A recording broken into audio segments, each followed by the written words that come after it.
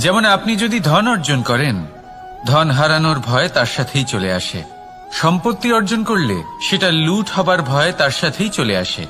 আর এটা জীবনের সাথেও হয়। যেই মুহূর্তে আপনি জন্ম নেন, মৃত্যুর ভয় তার সাথেই চলে আসে।